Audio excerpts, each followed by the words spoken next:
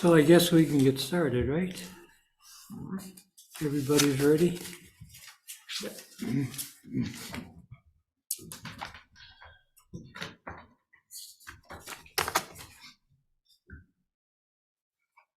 And you ladies are ready? Yes.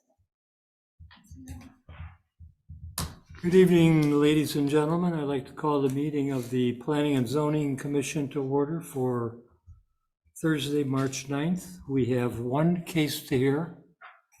We also have to go and approve our minutes from our last meeting. And we're going to start with roll call. Member Alfonso. Here. Member Bransky. Here. Member Cap. Here. Member O'Brien. Here. Member Johnson. Here. Member Castaneda. Chairman Cerzega. Here. All right, our meeting minutes from our last meeting. Does anybody have anything they would like to add or correct? I have several, All right, sir. Chairman, so start on the top of page 2. The big two or the little two? One of five or? Yeah, right. Page 3 of, so it'd be page Okay. 3 or 2 of 5 Okay. minutes. At the very top, says Member Bransky stated on page 4 in the middle of the page, it should be discussed before the case is presented and that the context is missing and a lot of discussion was in the middle of the case. Well, without the context of why I was saying that, that sounds like a bunch of gibberish, which it might have been. So I think by adding in there that I was pointing out a correction, just like I'm doing now. I was making a correction in the middle of page 4, there was a point about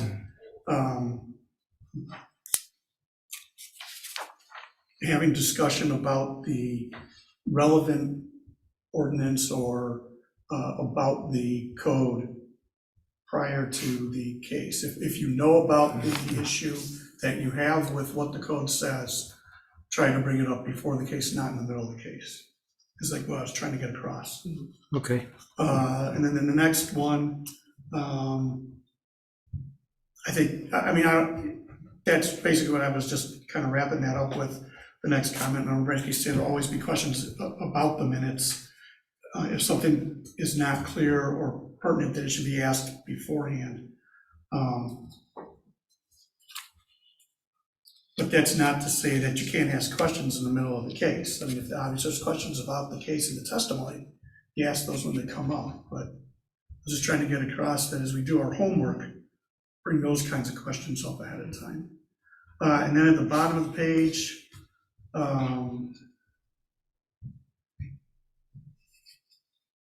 fourth sentence up from the bottom, Member Bransky stated it's going down a rabbit hole and asked if it really all needed to be in the minutes. There's some information that has to be there because it's relevant to the case. So I'm racking my brain trying to think of what in the heck I was even commenting about. So if it's plausible, just strike that comment. That's fine. I must have been making commentary from the discussion we were having that just wasn't kind of going anywhere, maybe. Could I follow up with you perhaps later to get specific language? Because of course, what's written here is us interpreting what you're saying. Yeah. That would be helpful if you have a very clear correction you want made. Well, I'm hoping tonight will end, that'll be the end of this, right? Then, my comment on, the next page, top of page 4 or 3 to 5.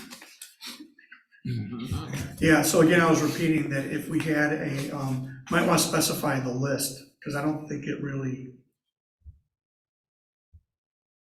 you don't know what I'm talking about if you weren't part of the discussion. So that was the list where, if we had issues with the new zoning ordinance that we had tabled from our approval discussions to address later with an potential amendment, or as a case may have proved out that maybe a ordinance was not, the language wasn't constructed correctly, then we should keep that list so we don't forget that we want to address those issues as we march through the rest of the year. Since we weren't going to have any more workshops. That's all I have. Okay, thank you. Anybody else? Nobody else have any questions or comments, corrections? All right.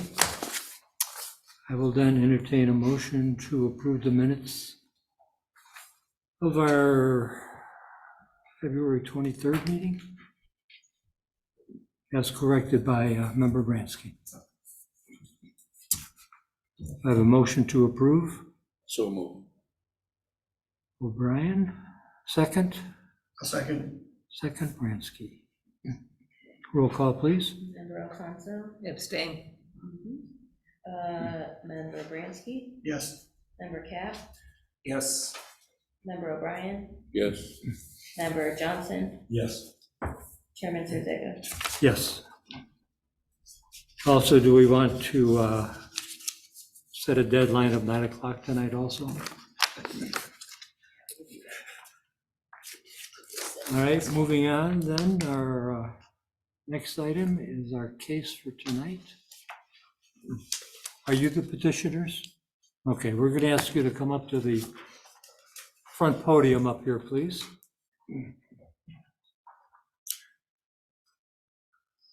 Are you going to do any talking also, sir? No, I think she can do it. Okay, because if you are, I'm going to swear you both in at the same time. She's Okay.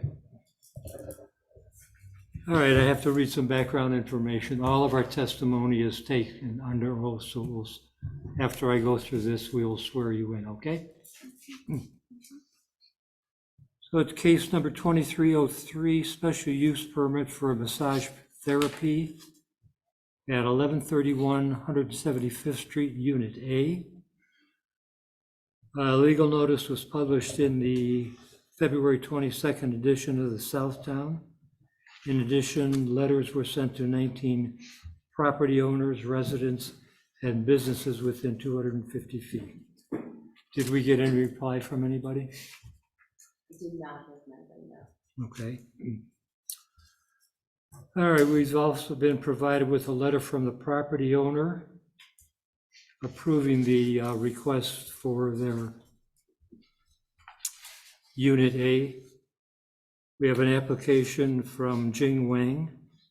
We have a letter from Mr. Simborg, managing member, and a site plan detailing where in the building, since it's a multi-use building, and the approximate dimensions of what the space will be. So I'm going to ask you, Ms., state your name and address for the record, please. My name is Jing Wang. Jing Wang, okay, and can we have your address also? The address Yes, in Homewood, right? yes, Is 1131 175 Street, Homewood, Unit 1. okay. And I'm going to ask you to raise your right hand. Swear the testimony you're going to give is going to be the truth, the whole truth, and nothing but the truth, so help you God. You have to raise your right hand. Okay. And you agree to that? You're going to give true testimony? Yeah, I talk everything is true. Okay. All right. So we've got some background information that we've been provided. You're requesting a special use permit for a massage therapy establishment in a M1 limited manufacturing district. The proposed location, approximately 1,120 square feet, and the tenant space is in a multi-unit tenant building. So I'm going to let you tell us in your own words what you want to put in there and how you're going to operate your business, okay? Mhm. So go ahead. Okay, thank you. Good evening, everybody. My name is Jing Wang. I want to open a massage spa in Homewood. This one will be my second spa. I have already one in Mokena, Lagrange Road. That one is 2 years old and running very good.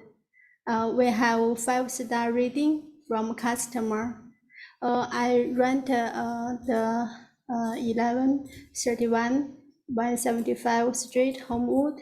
We will provide massage treatment to customer. We service including foot massage, deep tissue, Swedish cupping, and Hearthstone therapy. Also, we do the muscle relax after the exercise, and we do the couple massage too. The couple massage is very popular in the other spa. Customer very like because we give the good price and Hearthstone therapy free. So in Homewood, this one, we will have 3 employees, including myself, work inside. We open 7 days a week from 10 a.m. to 9 p.m. We hope happen 11 customer every day. In the busy day, we can give 17 customer service. So around this area customer, people can use our service. People can get a break from the busy lifestyle, visit us. Who want to have a relaxing and pain relax can use our service. Our there no have anything negative impacts from our business. The public health and safety and welfare will be protected. My English is a little bit slow. Thank you so much. Okay, thank you. Member Johnson, you want to start with any questions? Good evening. I have a question later on, but I don't, you're gonna have, I see 3 employees, Yeah, and these are all professionally, they are. yeah, we are all Certified. professional. Okay. Yeah, we have the massage license. We go to school and learning about how to massage. We all have the license massage license. Tell us about the parking. You said you expected between 11 and I think 17 customers per day. How's the parking in that area? This building, the business center have almost 60 more parking. The parking is enough, and our customer, people come us, almost 90% is call, make an appointment. No same time come inside. So I think the parking is will be good. So they are, customers come by appointment only? Not 100% only, but 90%. 90%. Yeah. Okay. One of the things that we have to do when we're reviewing this is to ask whether or not the use that you're going to make of the property whether or not it's consistent with the community character and the neighborhood surrounding the area. Instead of talking about that, can you sort of tell me about the other businesses that are, I think you would be in unit one. What are the other, your neighbors? Who are the other businesses that are? I think our spa will be good to my business, for my neighbor's business, will increase the footfall. Customer go inside, customer come to us, we'll look at them too. The same thing, customer come to them, will find us. Yeah, I guess my question is more of how, what if you can describe to us, what do you think, well, I know you don't think it is, but the impact on the other tenants with your parking needs, do you think there will be any issues there with that? Any issue, right, with parking, your parking and the needs of the other tenants, the other businesses? That is, my parking, for me and my friend, we can parking behind the store. They have the parking, and my customer can parking in front of us. So there are parking spaces behind the building? Yeah. Okay. Mm-hmm. For you and your employees? Yes. Okay. Mm-hmm. That's all I have for now. Thank you. Yeah, Member Johnson, according to the information we've been provided, they require 62 parking places, and there are 63 off-street parking spaces. Right. So they'll have plenty. I was just curious about the other tenants in the area, but that's what I read too. Okay. Thank you. Member O'Brien. Good evening. I just have one question to clarify on the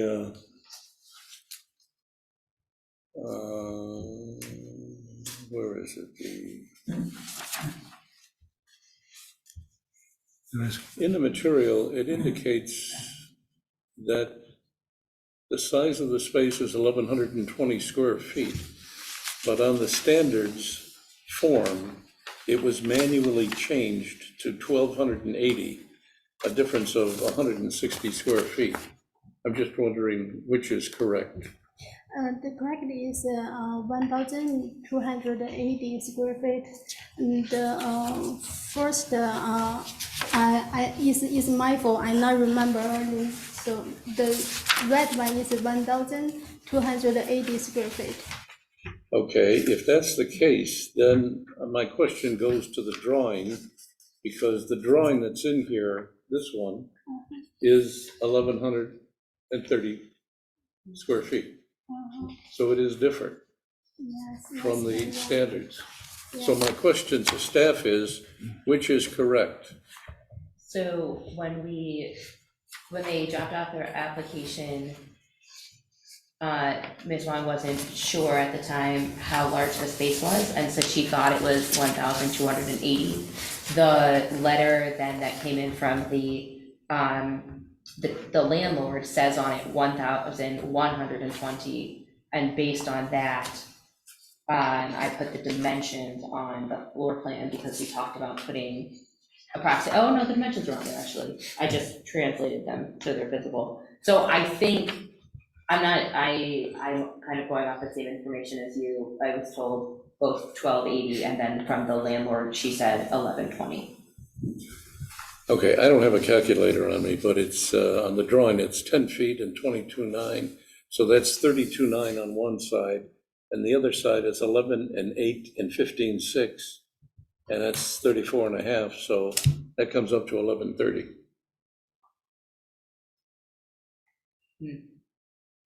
Yeah, I think, did you take the measurements on this, on the floor plan that you drew?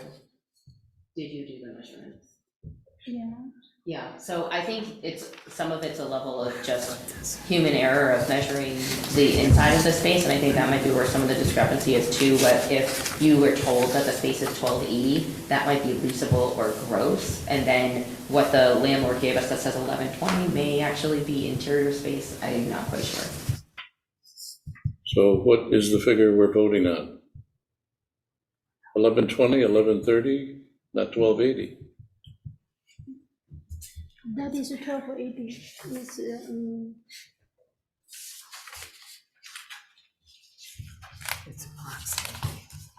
Well, it's a difference of 160 square feet. If you want to be safe, we could go with the larger number. I don't think it's going to make a big difference in the context of zoning, like the need for parking or other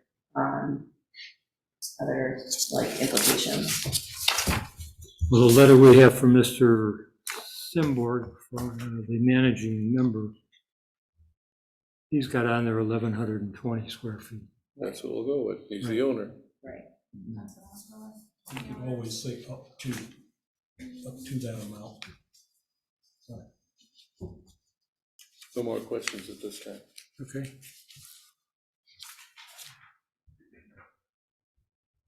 Member Cap, you're next. Good evening. Glad we could resolve some of these inconsistencies. My questions or comments are directed to our staff, intrepid staff members. This is just a comment, but isn't it true that our concern with precision in the size of the space is due to the fact that there are different thresholds for certain approvals? There are some different thresholds, not in massage therapy, and we're still below the threshold for. I understand that, but I'm Yeah. just making the point that, to emphasize that when we seem to quibble over 160 square feet, it is because there are these thresholds which affect certain aspects of our zoning code, right? Second question, observation is, and I'll preface it with the big picture. So on paper, 62 spaces required, and there are 63 available. Does anybody monitor how these parking spaces are occupied during the day at peak hours?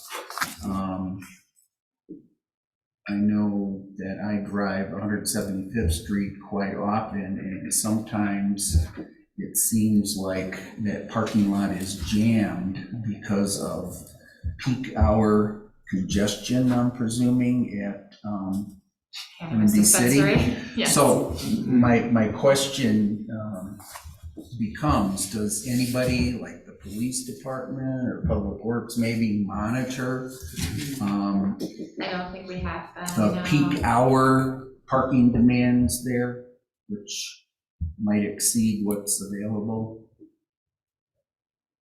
We have not monitored that, to my knowledge. We don't have that data. We could, but we haven't.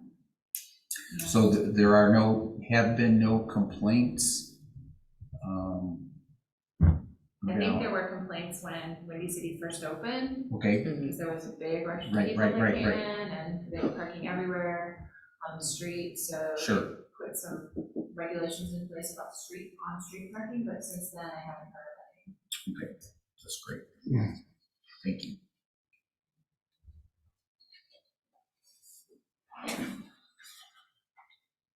Any more questions? No more?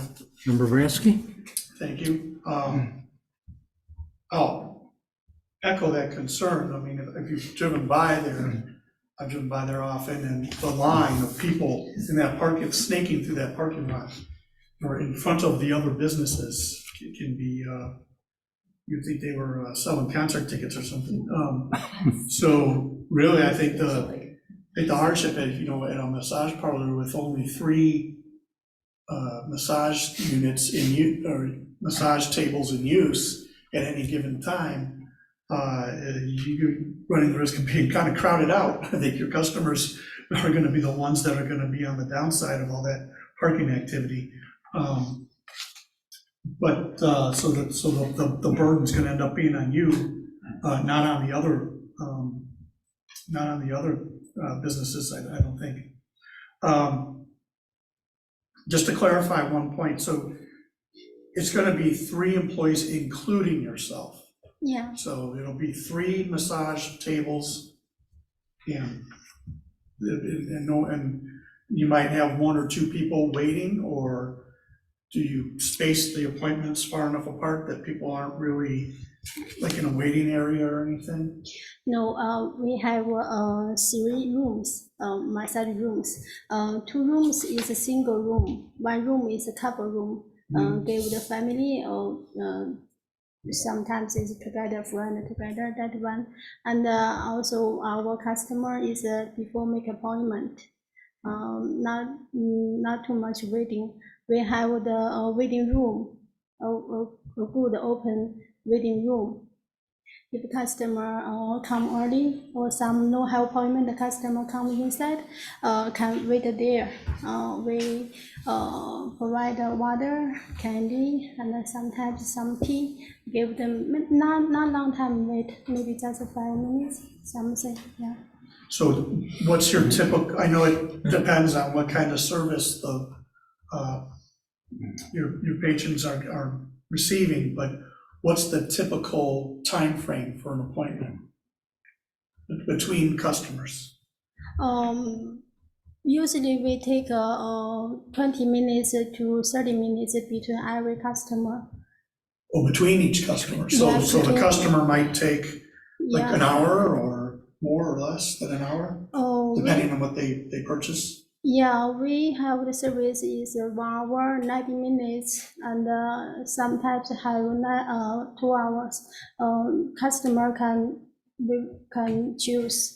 Yeah, between each other customer have 25 or 20 or 30 minutes between them. We can, customer can make it ready, we can make Okay. it ready, yeah. Yeah, because you have to get the room cleaned and Yeah. everything. Okay, Mhm. so I guess my point being is with the total that you're expecting during peak, really the potential for your traffic in and out of your business is an hour or more between people, roughly. Yeah, I understand, I not 100% understand your question, sorry about it, but I think you mean is, if one customer visit us, need an hour more because the time, right? I think the parking is enough around this building, and I hope it happen every day 11 customer. Three parking, 4 parking. I think I have six parking in front of us. Right in store. front, Yeah, okay. yeah, and behind the building have the parking too. Yeah, our me and the other employee no use in front of the parking. We just can parking behind. Yeah. So I get the feeling that there's enough space where your waiting room isn't really gonna be full of people. And there's enough space between the appointments that your parking load in that parking lot probably isn't gonna be more than 3, 4, 5 customers at a time, tops probably, depending on how they all are arriving, what time they're arriving. Right. So it sounds like the parking lot ought to accommodate you, depending on what the peak hours of the cannabis place are, because that's what's gonna make it difficult to park in there. I don't have any other questions. Can I say something, sir? Actually, the owner has promised us. Come on up to the front, we're gonna swear you in. No, I mean, because it was talking about parking lot. Owner. Can we have your name and address, please? I'm Mahavir Prasad. I'm 2525 Illinois Road, Northbrook. Northbrook, Illinois. Okay, Yeah, and you swear the testimony you're going to give is going to be the truth, the whole truth? Yes. Nothing but the Yeah. truth, okay. The parking in front of her store, the parking will be designated 4 parking space will given to her actually. So 4 parking will be there for her.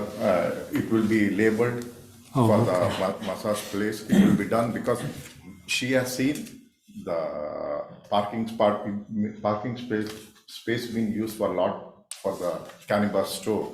Right. So behind we have a lot of spaces which is not used. Every customers coming cannabis, they come, they go out, they come, maybe fraction of 10 to 12 minutes or 13 minutes, each customer have been taken, I feel. So we have already 4 parking spaces in front of us. So that will be used especially for her spa. Okay, Yeah, the owner has been told her that 4 parking space will be yours. I think most of the other neighbors have already have designated parking in front of them because of the cannabis store. So, okay. just All I right, have very a good. question.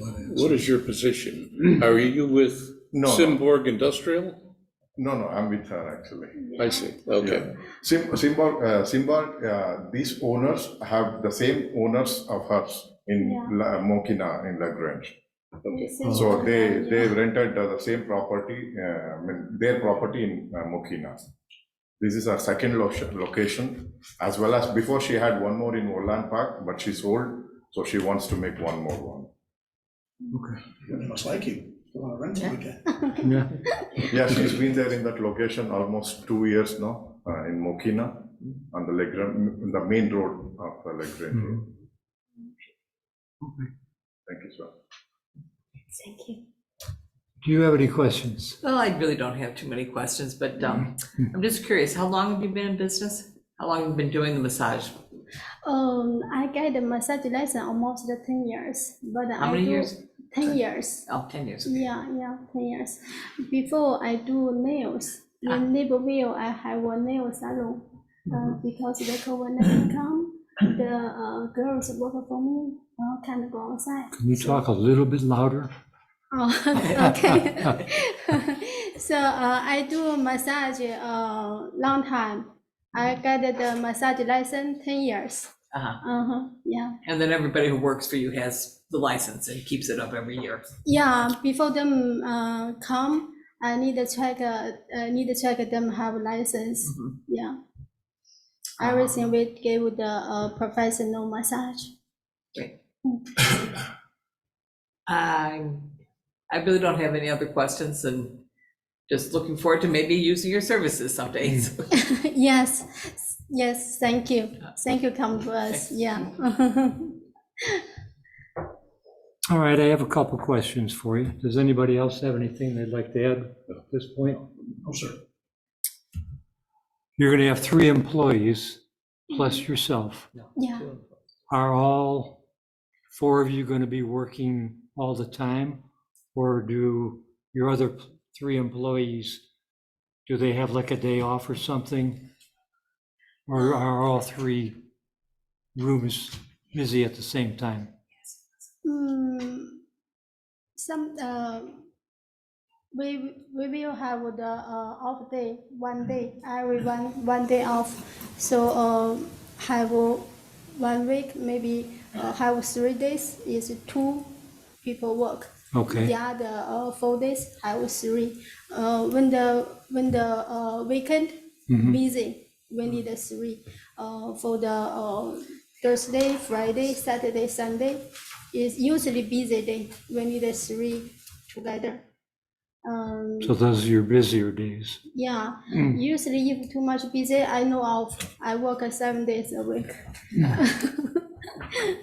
And you're going to be open from 10 in the morning till 9 at night, Yes, Monday through Monday to Sunday. Sunday. So you'll be open 10 to 9 on Sunday also. Yeah. Okay.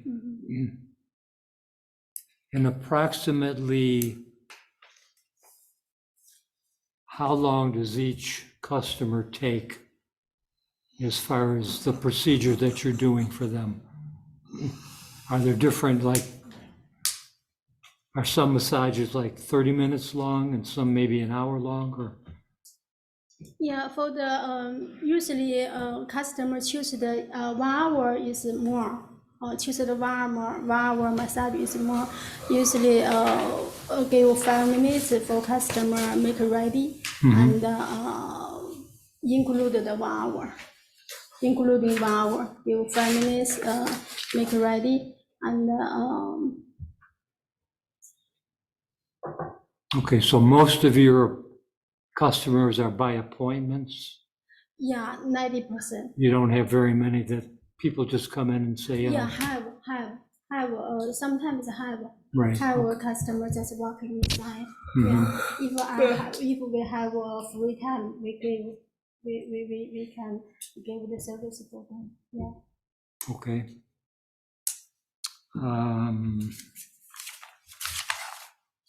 What else did I have for you?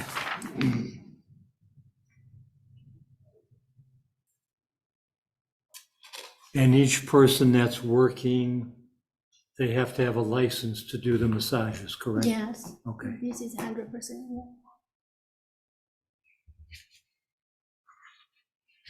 All right, I don't think I have any other questions at this point. Anybody else on the board have anything? No?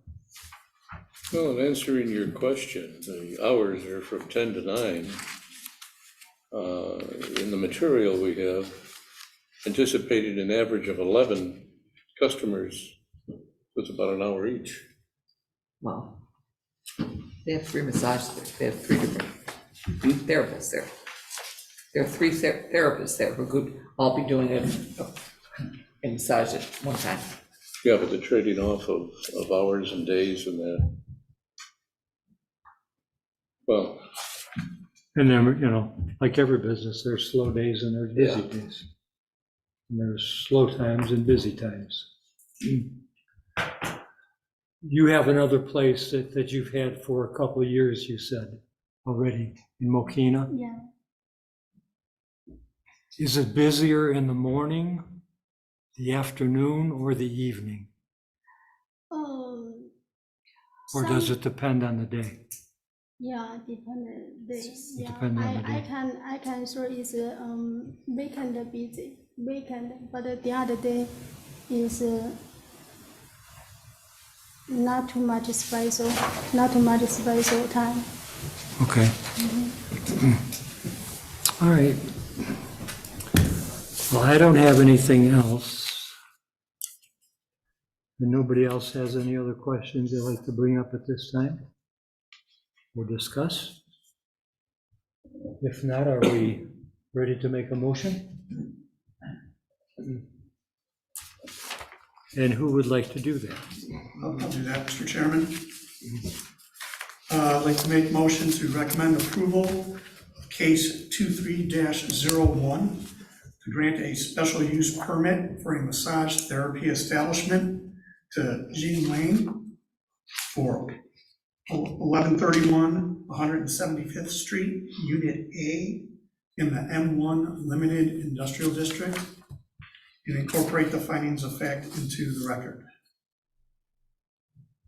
Okay, we have a motion by Member Bransky. Do we have a second? I'll second it. Second by Member Camp.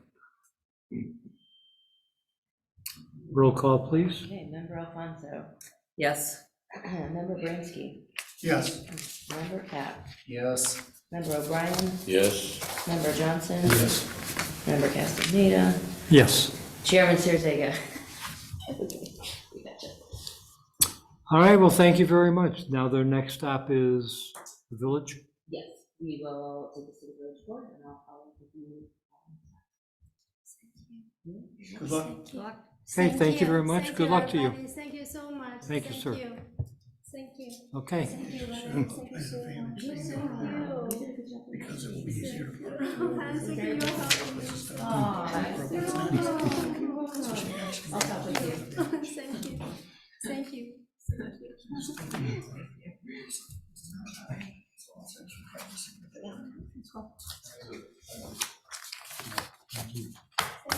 Good night. Good night. Have a good night. All right, so what do we want to work on next? Oh, dear. Here we go. We have some additional information that's been provided to us. Topics for further consideration, perhaps, or what do we have?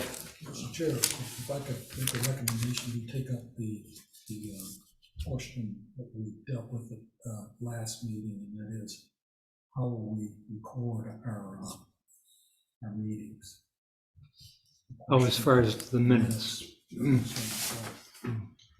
Or what style Right. minutes we want to see. Well, what did our attorney recommend, Mr. Cummings? Well, I know there's some suggestions in the materials. Maybe Angela and Valerie could address those. Some good citations there to include everything from Harvard Business School to Robert's Rules of Order. So, Yeah. so, your thoughts and also maybe, Mr. Chair, their thoughts on how they would like to, what they would recommend to make it easier on themselves. What they would recommend, right, that's what my next question is going to ask them. Do you have any recommendations as far as what should be in the minutes? Like Mr. Cummings said, doesn't have to be verbatim what's in our minutes. Yeah. Pretty I think much just the highlights and, Do you want me to just do like a quick recap of the memo here? I included in the section titled objectives, I always like to make sure, kind of keep myself in check, that we're on the same page and kind of working towards the same end goal. So that's where I've outlined that I see the objectives here is record the actions that are taken, document those facts that shaped the actions, identify and track open items, and then provide a record for people who were absent. So if there's any disagreement, or there are other things that are part of our goal with the records that doesn't, or with the minutes that doesn't capture. okay, now the minutes you said are also recorded. Yes, right, so right now we've got 2 different recordings going. So those 4 points were kind of the objective of what we're trying to do with the meeting minutes, and then we've laid out a couple different ways of doing that. One is what I've termed quasi-transcript, where we're writing things for verbatim. I actually think that that's part of our stumbling block right now, where, like, Member Bransky, you're trying to clarify what your intent was, and things that were written kind of literally of how you said them and then taken out of context are harder to understand. So if I go on the website, Yeah, can I listen to those? yeah.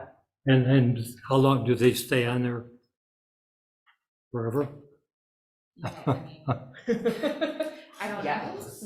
know. Maybe we should be looking at that in terms of the Records Act and how long we have to keep. Yeah, how long the website is as active. Yeah, or- because, yeah.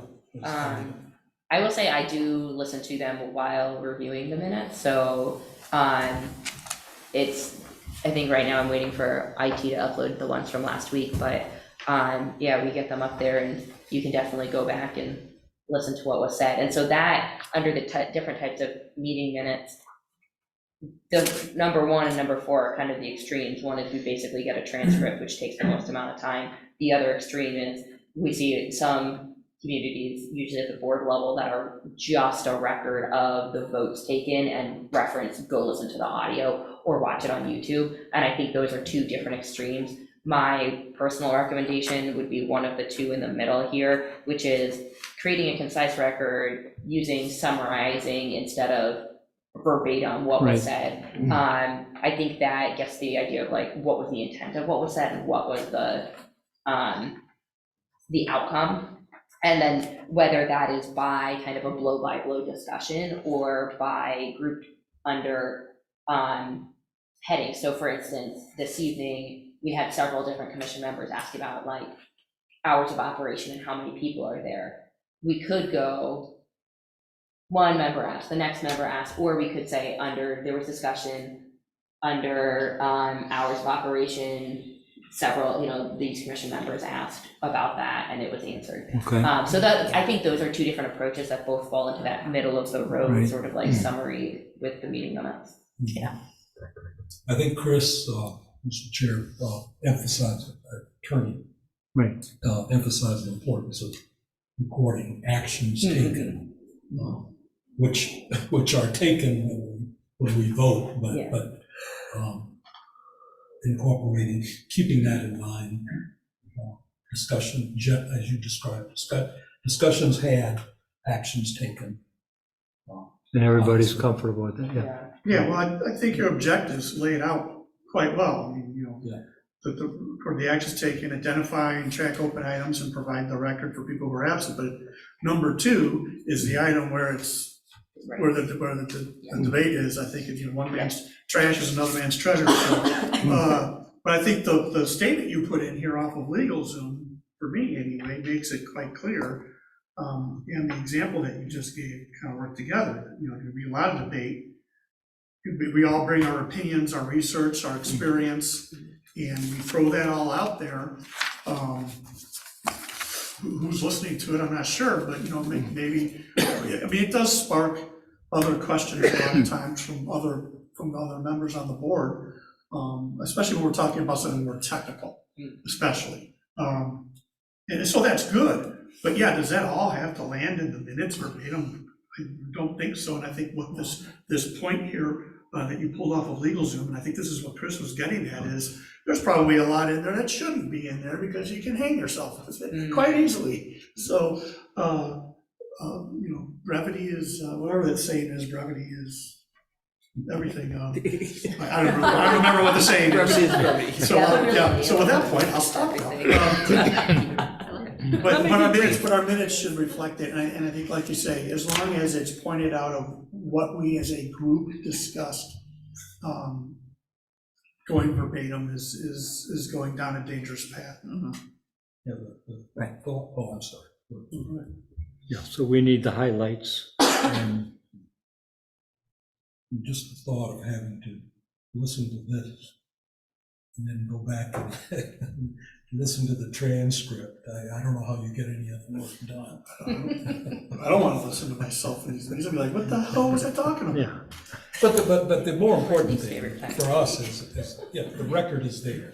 Yes. And if somebody's going to take action or seek some legal remedy against the village, they're not going to be interested in Minutes. what The minutes, they want the Member Bransky recording. They want the recording, yeah. I mean, Chris is right. The minutes can cause you problems because you're talking about one thing in the minutes, but the discussion went another direction.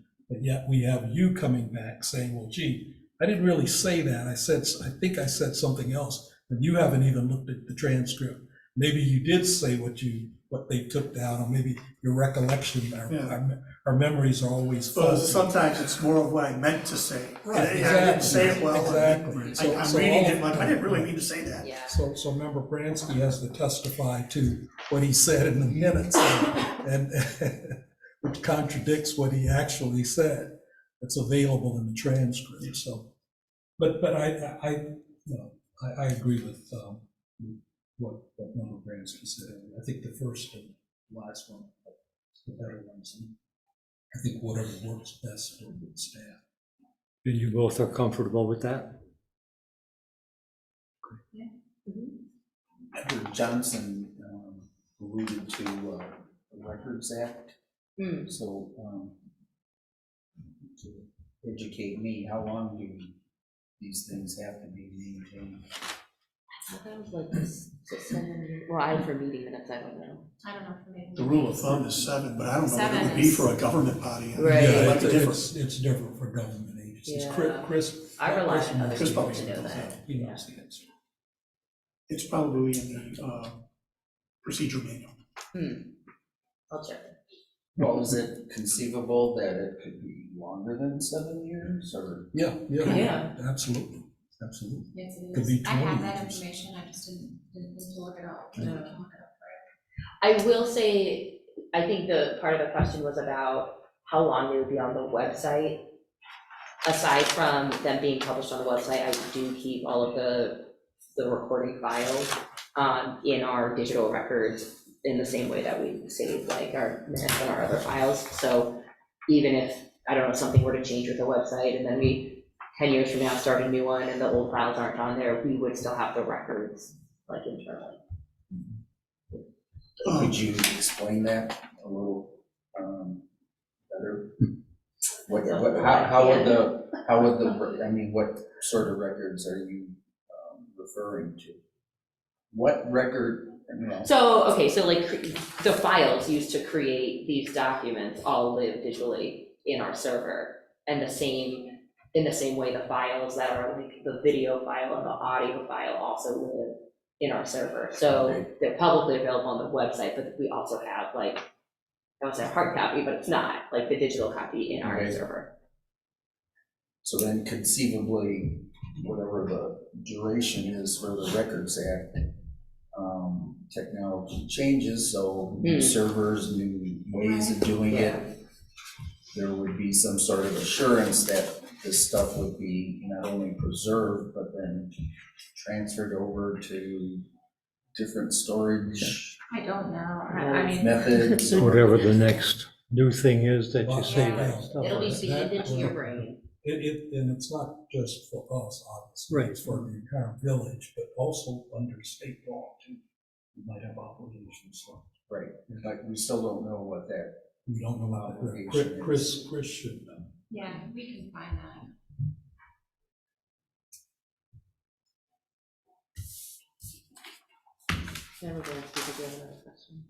All right, so we're all pretty much in agreement with that?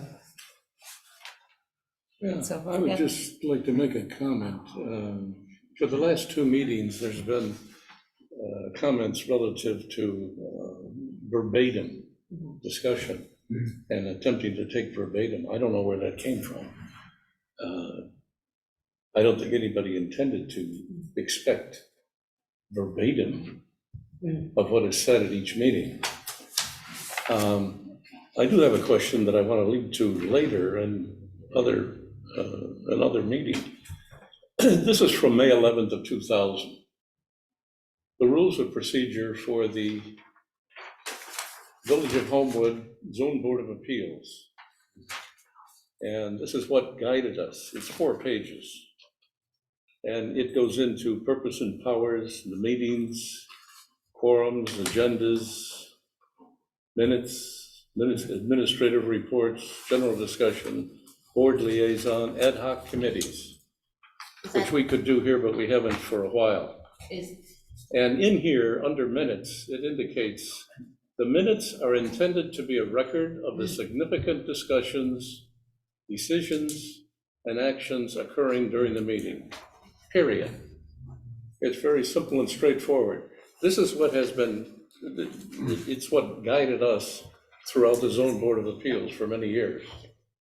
Now, we don't have anything now that the Zone Board and the Planning Commission have been combined. So this would be a project, I think, that would be ideal to put together. Now, we have a new member.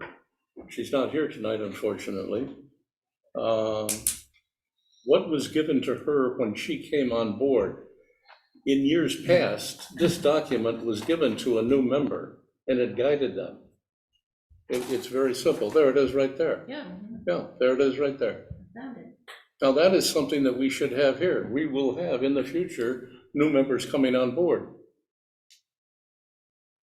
Probably wouldn't hurt for the rest of us to get a updated copy of that Exactly. in case we, Well, there were several training sessions that were held, the last one in Park Forest about 2 years ago. No, more than that. You and I went. Yeah, was it more than 2 years It ago? was more than 2 years She ago. was in COVID. Oh, It was pre-COVID. was it pre-COVID? Okay.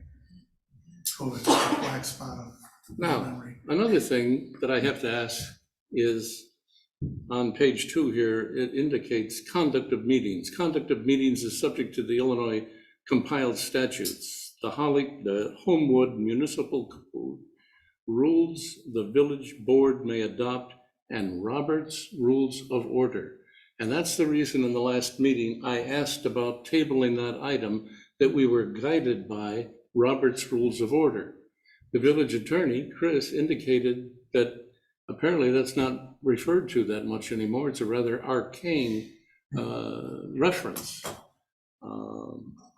But I'll come back to that reference in the future, in a meeting or two from now, with a question regarding the basketball hoops and the tabling.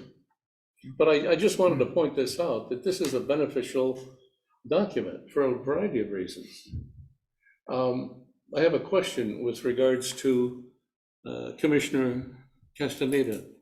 Was she provided with an Open Meeting Act training? Yes, She was, okay, everyone is required to do. because that. that's required by the state. I think it's required that we do it, at least I do it every year. Okay, We have to certify it. exactly, Yeah. exactly. So do we get a refresher? I think I don't know how often the commissioners get a refresher, but I do it every year. You guys don't get the link every year? Yeah, we do. I think you should. Yeah, we do. I didn't. Well, I get the code of ethics one, but No, there should be a OMA County. training refreshers There's a link. Yeah, I don't annually. Yeah, we don't get anything see like that that. in a while. Yeah, there's a link to, when you do the certification, there's a link, there's additional training material, and a link to that in that material. This was the Yeah, I don't think document, January 1, 2012, Public Act 97-504. Could And it you was, send us all a new copy of that? A new copy of what? What Bill's got here? I don't have that. What's this it called? was Public Act 97-504, State of Illinois. This was issued by Lisa Madigan, effective January 1, 2012. And the covering document is by the mayor, Richard From Holfeld. 2012? Yeah, but you can't, that has to be run by the attorney, by the attorney, because we don't know whether that is, an So, accurate depiction of what the We law keep is. on file your certifications. I'm not sure if it's every year or every How other many year, pages is but that? Nancy This is all Adams and the manager's what office you're keeps referring those to? on file. Yeah. to when we maybe do audit the- those and see if some of us. to This do is the what we were exact- given let in me ask her what the 2012. schedule is, and I'm sure if you hadn't done it, she would have let me know, so. If you say so. Well, Yeah, I don't. here's Rich's letter. Recall that, right, exactly. I know I did it, but it's been a while. When? Our frequency is lower. If I got one, I sure as heck can't remember. Right. Well, this is March 5th, 2012, all board, committee, and commission members, Richard A. Hofeld, village president, Open Meetings Act training. I want to begin by thanking you for volunteering your time and putting forth your effort and so forth. And this is the act.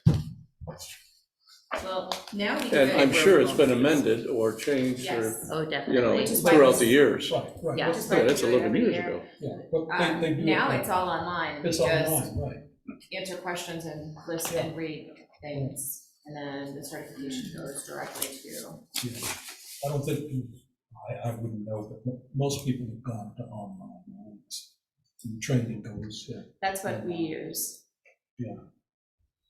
Oh, The yeah, point- I'll ask. The I'll point ask of it about is, Yeah. we don't have the training support and background that we had years ago. We, as I mentioned to you in the last meeting, that document that sheet I gave you regarding working together, that was a subscription that the village provided to all of the individuals on the commissions. And then later, it was seminars and other means of Yeah, we've had education. occasional seminars, but that's That's been a long time ago too. That's Yeah. been pre-COVID. I feel like those seminars It's used to be offered every year, and Mm-hmm. then they stopped, and I don't know that they've picked up again anywhere. They're probably online now. Well, the point I'm making is that for several years, there has been nothing, and therefore we should restart that and take a look at it so that we're all provided with the necessary information. I'll second that. I've mentioned that before as well. It's very easy for us up here to become complacent or fall into habits, good or bad. Exactly. So a refresher is good for everyone, no matter how long you've been doing it. I mean, we do it in corporate life. So I did just learn that there's only one training required for OMA, so you're not required to do annual training. I don't know if there's something that we could send out just to give you an update or a refresher on it, but, yeah, it's only required once for the commissioners. I know That's crazy.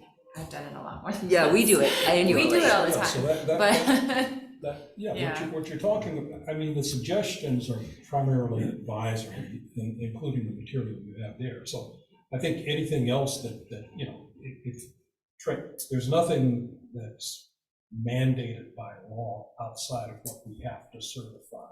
Right. The code, the link, the one training Right. every year, and that's it. And we want to do more because we think that helps us. It's something that we would have to do. Yeah. And say, okay, well, we want you know, the member you point to, Bill, it's a nice advisory piece, but it's not required, right? I didn't say it was No, required. and All I'm saying is we should develop, with all of us together, that's the point, something that is an update on an annual basis. Right. And that's my point. I did not say it was a mandate, and I did not say it was everything, just like the last meeting. Nor did I say that you said that. Thank you. What I'm saying is that it's not legally required. We know And that. it's not required by the village. So if we want to improve our processes, then we're free to discuss with the staff ways of doing that. Well, that's a different approach, because it was, in essence, a requirement of the village when they were paying a subscription and providing us with these documents over the years. They were paying a subscription and providing everyone on the commission and the Zone Board of Appeals with these documents that are updates. This is for you, by the way. That's been going on a long Well, time. I defer to your historical knowledge on that information. That's always. 1996. That's back when we were receiving that. And then apparently that died because of a budget tightening. And then we were occasionally allowed to go to a seminar. Yeah, there were seminars uh, available to you us. know, And that was a cost. And then eventually that died as well. And then Seth and I attended one in Park Forest, which was free. I don't think there was Yeah, I a think cost so. to that. But see, and that's my point. I mean, you have this, you know, historical knowledge, you know, in-depth knowledge of this. To the extent we're going to do anything, it's upon us, incumbent upon us to do it. Exactly. So if we want to have a memo for training for other people, for ourselves and for others in the future, then we should do that. There's nothing. There's got to be a plethora of resources available on the internet that we can we have look actually- at and have it We've reviewed actually- by staff to make sure it's appropriate for us, and then Valerie's done some research, and there are some resources out there we can look at and subscribe to. It's going to probably, it's not gonna be printed, it'll come to you in email is now, I think, the way that the resources generally work, but we can find some to review with you. All right, yeah, if you could do that. And then we could do it on our own time whenever we have a chance. Or, yeah, it's good to have that on record as well. I think it I is. think it bolsters, in case of bad scenarios, it's good to have that in your backup. I remember this publication, it was, not from 1996, but I do remember from a little later, but this is really good, I like this. I just read it, it's good, it's very helpful, it's a good reminder. So, yeah, so maybe we should be incorporating this into. Yeah, I think, into our I process. think we can do that.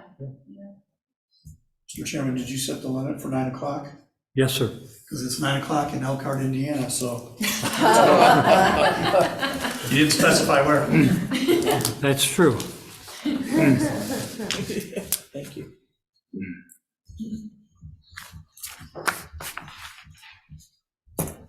All right, what else, folks? We had again, put together some information to look at on the continuing list of zoning amendments for consideration. We had 2 items. You got 3 in there. 3, we have 3 that we can discuss. Did you have a chance to look at the packet and the information? Okay, what are you referring to now? This is the memorandum on topics for further consideration. Page 25.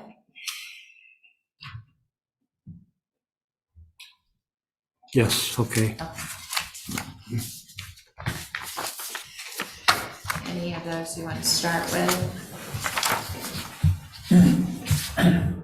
All right, do we want to cover any of, do this list and get that taken care of? Okay. Do you want to start with? I don't think we have any actual material for the first one, but we do for the second 2, right? You want to start with, The second, yeah. start with the basketball hoops? Pick that discussion up again? All right,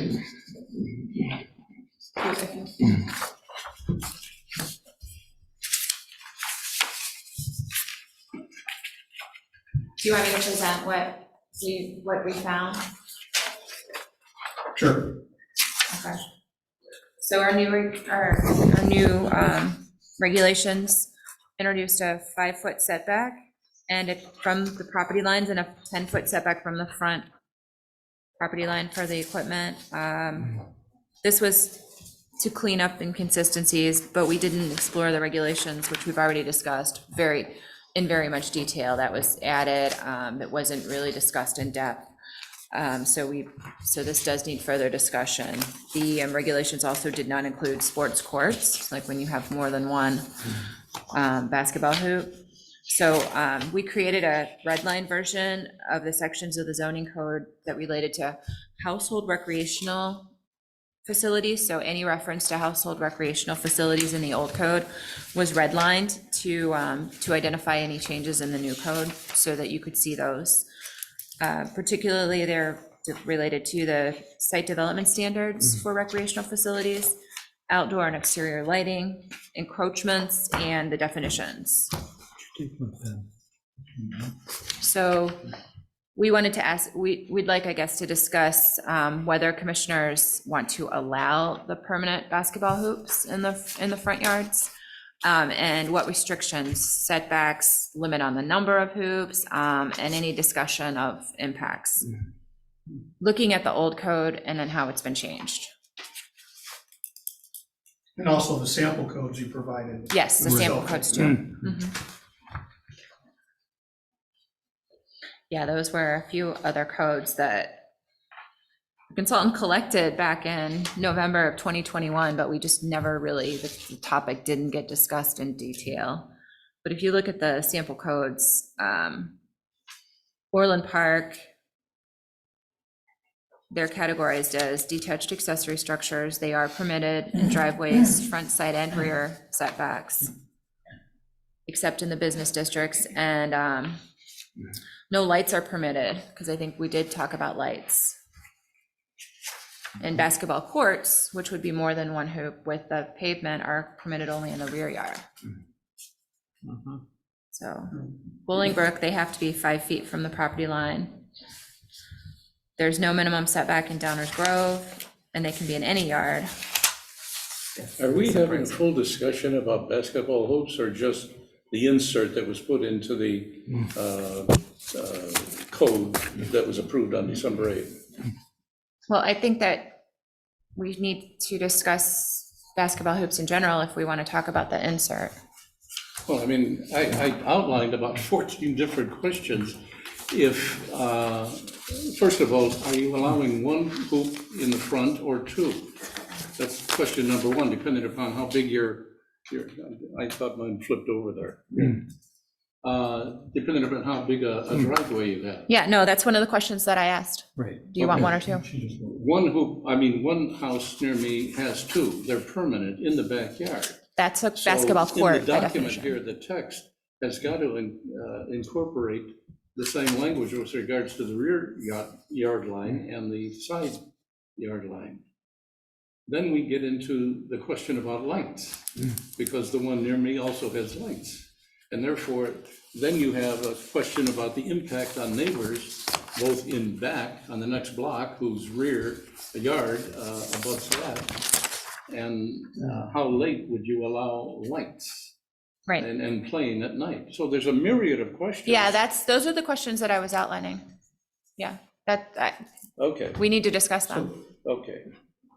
So on the first question, the way I understand it is that, excuse me, this chart is addressing basketball equipment, which is basically your hoop, whether it's up over your garage or on a post on the side of your driveway. And then further down in the chart, there is the basketball, or what we call household recreational facility, which would be a full court in your backyard, or a tennis court, or a soccer field, or whatever you're installing. And it's a different animal, right? So the driveway court, so to speak, that we see as we drive down the streets are being treated differently than a full court that would be in your backyard, or if you've got a big giant side yard, which would really be your front yard. And that poses a problem. So is that accurate, the way to think about this? Yes. Okay. Regarding question 2, I think you get into a sticky point. If we're gonna say no lights, you gotta define, is that a set of lights that's there specifically for that basketball purpose? In other words, attached to the hoop, the pole that the hoop is on, or a separate pole that is just illuminating the basketball area? Because you have lights on the front of your house, if you got a hoop on over your garage, or even on a pole on the side of your drive, you still have area lights on your house. So the code used to say under household recreational facilities that all exterior lighting shall be shielded from adjacent properties. We moved that in the new code to an entire section on outdoor lighting, and the first, this is page 31 in the report. Section A says all outdoor lighting fixtures, with the exception of wall-mounted accent lighting, like you're talking about, Yeah. shall either have a fixture cutoff classification of a full cutoff or be fully shielded unless otherwise expressly permitted in the ordinance. So that means that it can't shine on anyone else's property. So does that go for security lighting as well? That's any lighting except a wall mount. Well, wall mounted could be your security lighting. Yeah, Yeah, because I got, right. like, my house, I got light on each side, that's Yeah. what's illuminating my driveway, because my driveway goes up the side of my house, and then one is illuminating No, my the gate. example I brought up was a light specific in the Yeah. center of the court Right, that they had 2 doors away from me. so, Well, the code now would require that be a cutoff light, so it can't shine anywhere except right on the right on the door. words where the use is, the intended use. Right. So it may So- not be permitted by the new code. Well, did staff research that particular installation? It's The court a was Park permitted. District quality facility. Yeah, we did. Yeah, It would, the court would, they have a permit to install it. They have a permit for the installation of that and 2 permanent hoops. Yes. Okay, but not the light. I don't believe, I think it was a paving permit, so I don't think it includes the light. Okay, I'm not sure that, actually, I don't know about that.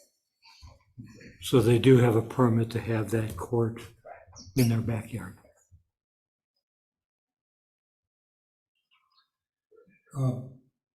Angela, I mean, we seem to be jumping from. I know. Might be the best thing to do is that maybe you can suggest how we cover the changes. And then the discussion can be had from that. Questions can be had from that. Yeah, I mean, I think that the big question, I guess, is do we want to keep in there that, that we want it, the big change was at least 5 feet from the interior side lot and 10 feet from the front lot line. If I understand correctly, that 10 feet from the front lot line was, not everyone, might be It depends problematic upon in some Some cases. neighborhoods, Yeah. that's gonna eliminate The- basketball hoops. So do we 'Cause want to they're short, just, like Southgate has short driveways. do we want to just strike that 10 feet from the lot line, the front lot line? Does it matter?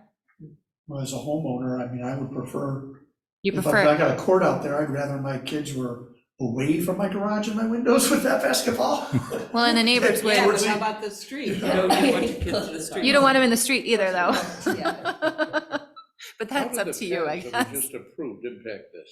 Pardon? How do the pads that we just approved impact this? You mentioned a house, and maybe it's tight. So someone puts on a pad, they're increasing the width or the depth Yeah. to, they would be able to accommodate? This is only talking about the equipment. Yeah, So we're this is just talking- saying if you have a we're talking about an stanchion, additional parking pad. it has to be 5 feet from the lot line and it has to be 10 feet from the front lot line, which, I mean, I don't think that we care how close it is to the front lot line. It's not impacting anyone else. Yeah, yeah, now this says at least 50, at least 5 feet from the interior side lot line and 10 feet from the front lot line. 5 feet from the side lot line, I think makes sense. And it's not a very big space, but you're not right on your property, the neighbor's property. Although some driveways are right up to the neighbor's property and you might want to put it on the side of the driveway, so. That's what I'm saying, in some neighborhoods. In some This neighborhoods, is gonna preclude that. the 5 feet, Well, I think we're all in agreement that 10 feet. take that, strike that. Yeah. The question is whether. The 5 feet. 5 feet. Yeah. I was surprised to see that some of the other, Hinsdale and some of the others have none.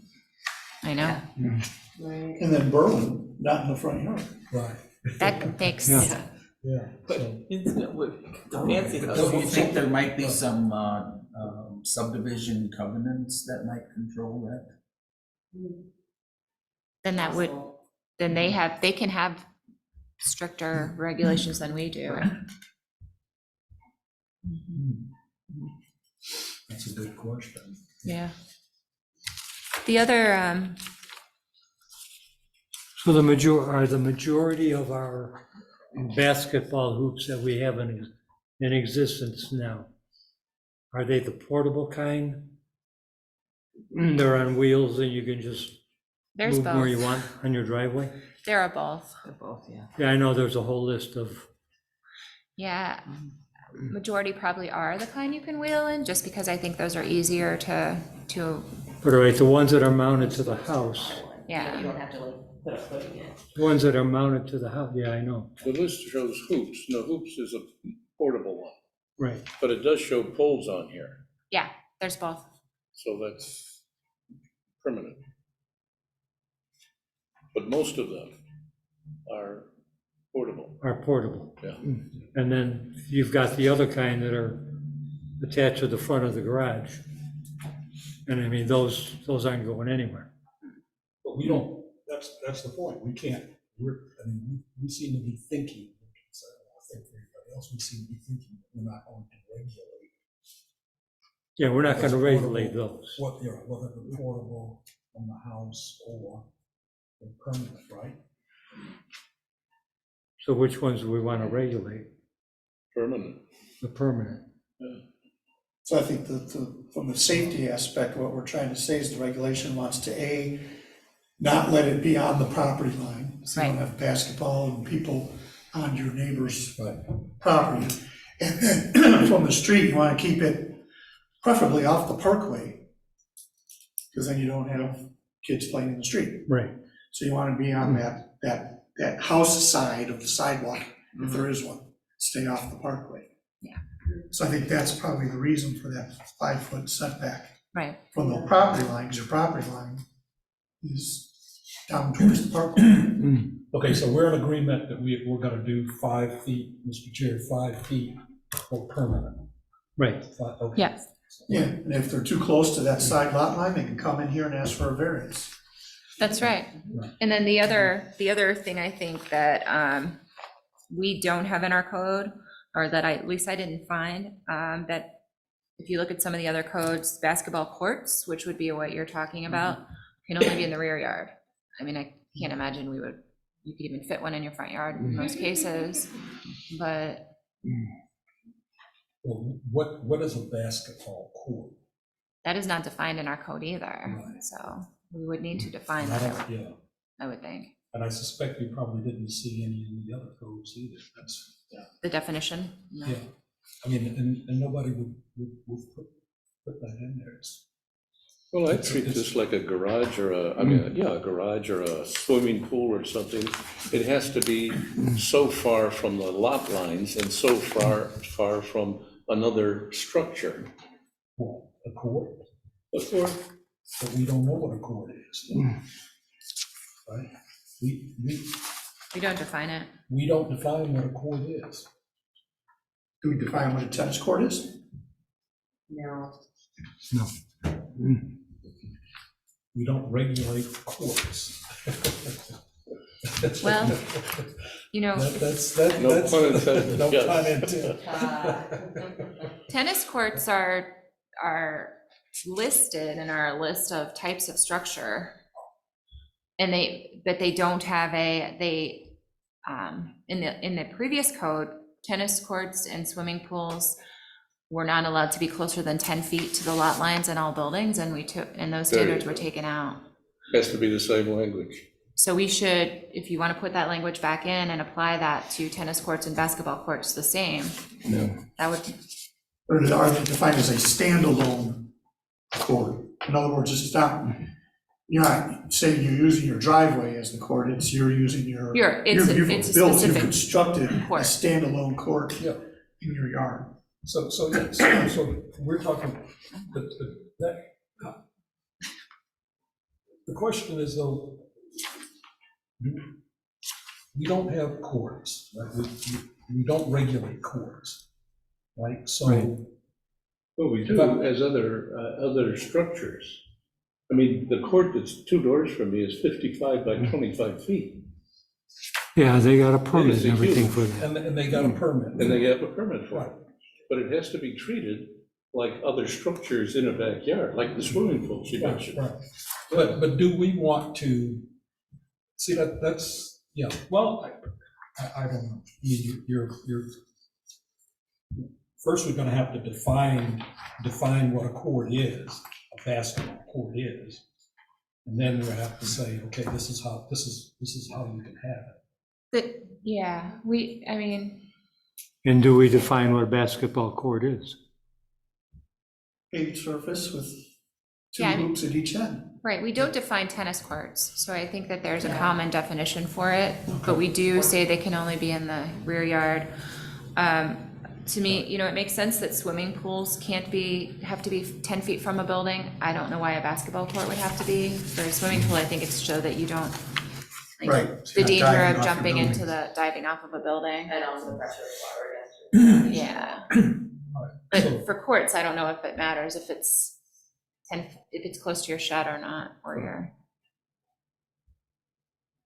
But So maybe we shouldn't. So maybe we don't all get 10 ourselves feet in from any lot lines. Trouble with, okay, put your court too close to this or to the house or whatever. We But don't may- want to be regulating. But we If could we're gonna regulate. Permit the them to have a distance. court. Oh, let me ask you this. We've had decks come in here and where the individual built the deck without a permit, and they came in here to receive a variance for that. And I remember one very clearly that was 8 inches off the property line and went to court. And he had to modify, that was the court decision, to modify that particular deck back to the ordinance. But you can't do that with a cement poured court. Right, exactly. Well, I think we want to avoid, Exactly, that's the point. We want to avoid, we don't want. we want to guide people to put that Before that, in an appropriate space in their yard, so they aren't too close to their neighbor's Exactly, lot line. exactly. So we want to make sure that we're not letting them build it, adjacent to the lot line, so that they don't take up the middle of their yard. Right. So if you want to have that court, you need to be putting it in your yard, Right. not next to your neighbors. Right, Right, in your exactly. backyard and 10 So- 10 feet from your So the property 10, line. that's where I think the That's 10 right. feet Right. emphasis is, Very clear. not so much because of safety of jumping off the building, They had a- but- But remember Brian is right, that would require a permit, right? You'd have to get a permit. Yeah, to do any sort of paving. Yeah, because there's a because you could exceed your limit on the. impervious on the surface. impervious. I think that's the biggest So limitation, surface. space, yeah. Well, then that answers the question, is then we don't need a definition for court, because if I put, because if I'm gonna put pavement back there, I'm gonna call it something. A court or a patio, Patio, whatever. whatever, right, exactly. Yeah, But that goes back, maybe we should leave our 10 feet in there. I think that we should, yeah, I think we all kind of are thinking that we should, right? Yeah, I mean, it is. I just think we ought to treat it like a swimming pool, like you mentioned, Or a tennis court. Yeah. Yeah, consistent. Okay, Yep, okay, okay. all right, great. And then we will make them all 10 feet from the lot lines. That's The only question in the future is if they have a cork floor and the dunk, is just, I'm just kidding. Just kidding. Now, He secretly wants to win the dunk contest. Okay, so that stays in Why there. I can't dunk. So what's next that's been stricken that we need to consider? I think those were I think treating basketball courts like tennis courts and swimming pools, putting back in that 10 feet from the property line for swimming pools, tennis courts, and basketball courts, and then taking out the 10 feet from the front lot for the basketball equipment. And then The lighting is covered, lighting, right, the lighting is right. covered, okay, it was just moved. okay. Do you see anything else? Now, on this one page, we have Article 3 of District Standards. At the very bottom, it says decks. Yeah, They're not allowed in the front or side yards. that was taken out of that was moved, I think. It was grouped with. Decks were moved to, it's on page 30. Sheds. Sheds, cabanas, greenhouses, playhouses, gazebos, and decks have to be at least 3 feet from the lot line. They were all grouped together. Well, are we finished with, Mr. Chair, we're finished with these facilities, right? Yeah, any other, Yeah, No, I think everything else Your is question, you had questions, pretty well spelled out here.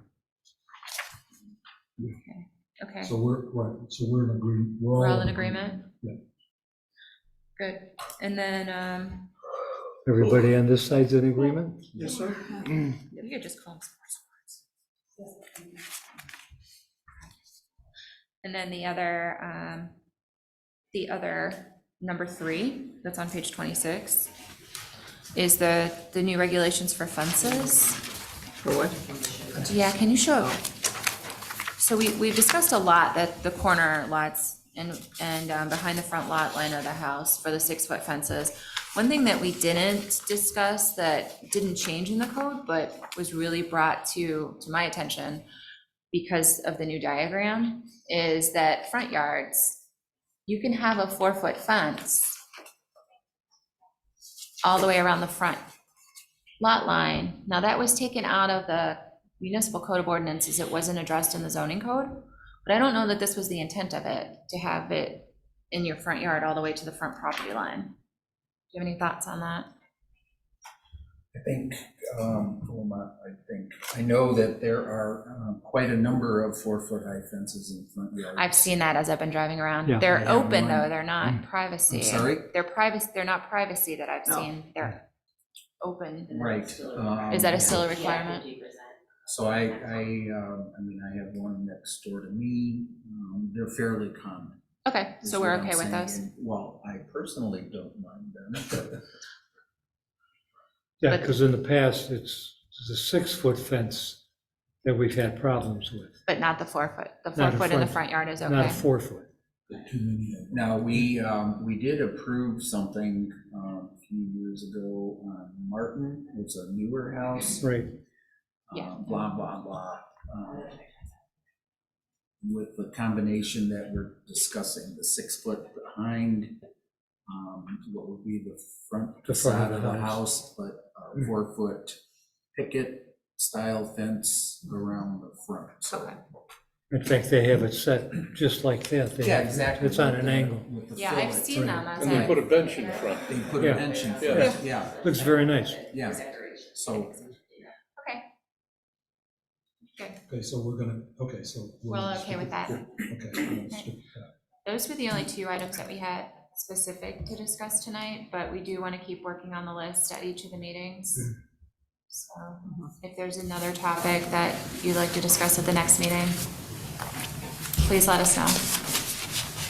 Anybody else have anything else they want to regulate, clarify? At this time. Is there, so that I can be prepared for the next meeting, is there another loose end. section of that we want to discuss? I don't know, I've been under the weather, I have bacterial pneumonia and other things, and, We'll put it in the next meeting packet like you did here. Yeah. Right? If it comes to us at the time, yeah. Yeah, Any that's what topic. I'm saying, we don't know what's going. Yeah. I was just curious. But aren't we working off of a loose end list or not?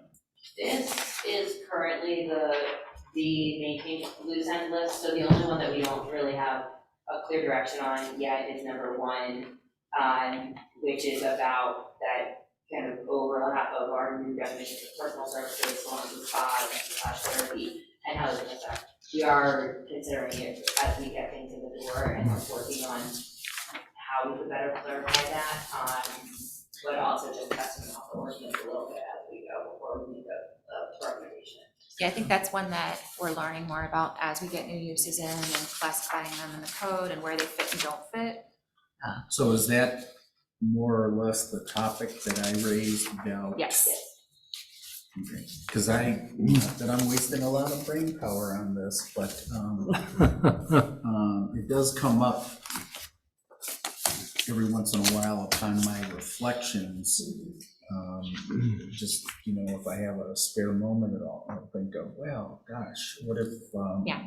somebody cobbled together this, and so this would be the primary use, and then whatever, so, Yeah. You have way too much free time. yeah, tell me about it. It actually, It actually comes up every day for us too.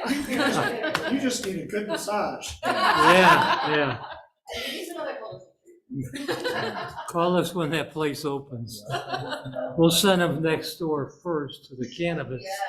Then we'll get him his massage.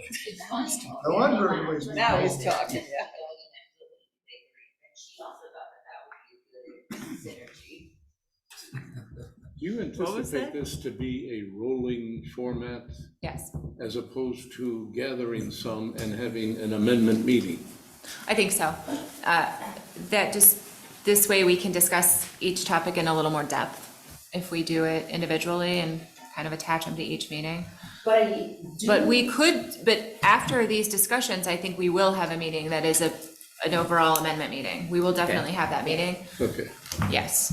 So we'll do both. Because we do kind of need to officially. Vote on But you can- incorporating these changes, right? Can't Right. you can just simply bring what we've agreed to tonight at the next meeting Yes. for a vote, right? We need to publish for it. Right, that's. But we could do that. But we could. We can. well, it's like getting it before now. Right. But it's better to do that in a bigger group if you're gonna go through that effort, right? Probably. Usually. Well, let's get those 2 items Okay, as soon as we can. okay, we can do that. All right, do we want to start on another item, or do we want to adjourn for the night and I think that's all we had continue tonight. next time? Since it's 9:30 in Elkhart now. They're almost asleep. Do you have any comments? Now, what makes you bring up Elkhart? I don't know. The time zone, I just picked up later. Mr. Chairman. Because we have a house which is right outside of Elkhart. I've done business in Elkhart, I like it. Asking. I'm sorry. I think our member of the audience. Yes, sir, did you have a question? I don't want to take up any much of your time, I'll just be a minute Good. or two. Could we have your name? David Chinoka. Okay. So, you all pretty much know who I am, right? We don't need to go through that in the planning and zoning ordinance meetings and things like that. So 2 years ago, myself and a lot of my peers took up 20 hours of your life listening to a rezoning application at Calumet Country Club. We remember. It was a lot for everybody involved. And there's going to be forthcoming rezoning hearings happening in Hazelcrest now that they've annexed the property into Hazelcrest. Can you, David, we have a request on Zoom. Can you move to the podium and speak through so that we can hear you on the recording? Yes. He already said hello to me because he saw me on the Zoom. So yeah, like I said, a couple years ago, we took up 20 hours of your life going through all those planning and zoning hearings about Calumet, and we're getting ready to start doing that sometime in the next probably You sure it month was or so. only 20 hours? It Yeah, seemed it like was a long, hell of a lot longer than much that. Well, I know it was probably 100 or so hours of my time. But the public hearing before that last one, which was all on Zoom, was I believe it was exactly like 20 hours in total between the 4 public hearings. But you all, having heard the previous application for rezoning of that property, have a unique position where you're at right now. I feel like, and my peers with South Suburbs for Green Space feel like. And nobody has to give me a firm answer tonight. But I would love it if any of my Homewood Planning and Zoning commissioners would consider coming and speaking and asking questions at the Hazelcrest. Yes. Question. I thought of that. I don't think that that's a matter that we should be I mean, I think it's a fine discussion to have off the record, but I don't Yeah. think talking about what's already been before us is. If we want to go and listen to what they're presenting. Right. I don't want this zoning board to be on the record.